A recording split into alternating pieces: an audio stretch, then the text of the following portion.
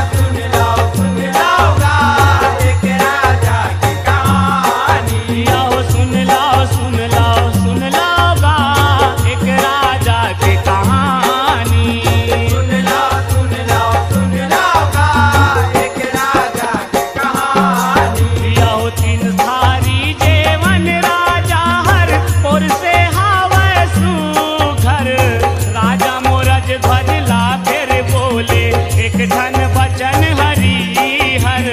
एक ठन वचन हरि हर संतो, एक ठन वचन हरि हर। यहो एक थारी औ जेवन लावे, खाही तोर राजकुंवर। बामन देवता के गोठला सुन के बक्का गे राजा हर। बक्का गे राजा हर संतो, बक्का गे राजा हर। यहो कहाँ ले आही मोर बालक हर, सुआ उड़ गे उड़ानी। कहाँ ले आई मोर बालक हर, सुआ उड़ के उड़ानी। यहो कहाँ ले आही मोर बालक हर, सुआ उड़ गे उड़ानी। कहाँ ले आई मोर बालक हर, सुआ उड़ के उड़ानी। यहो सुन लाओ सुन लाओ सुन लाओ का एक राजा के कहानी। सुन लाओ सुन लाओ सुन लाओ गा, एक राजा की कहानी। यहो सुन लाओ सुन लाओ सुन लाओ का एक राजा के कहानी। सुन लाओ सुन लाओ सुन लाओ गा, एक राजा की कहानी। यहो बामन बोले हाथ लगा के, बुला लेते तोर धनला। दौड़त आही तोर बेटा, खाही संग माजे वनला। आई संग मजे वनला संतो, आई संग मजे वनला। यहो हाथ लगा के राजा मोरज ध्वज, बुलाए अपन रतनला। दौड़त आए ओ कर बेटा, धीरज बंधाइस मनला। धीरज बंधाइस मनला संतो, धीरज बंधाइस मनला। यहो गद गद हो गे उही करागा, दोनों राजा रानी। गद गद हो गए उही करागा, दोनों राजा रानी। यहो गद गद हो गे उही करागा, दोनों राजा रानी। गद गद हो गए उही करागा, दोनों राजा रानी। यहो सुन लाओ सुन लाओ सुन लाओ गा, एक राजा के कहानी। सुन लाओ सुन लाओ सुन लाओ गा, एक राजा की कहानी। यहो सुन लाओ सुन लाओ सुन लाओ गा, एक राजा के कहानी। सुन लाओ सुन लाओ सुन लाओ गा, एक राजा की कहानी। यहो बामन रूपला छोड़ के हरिहर, अपन रूप में आए। राजा मोरज ध्वजला फिर सगरो, मरम लहवै बताए। मरम लहवै बताए संतो, मरम लहवै बताए। यहो हरि के दर्शन करके राजा हर, भाग अपन सहराए।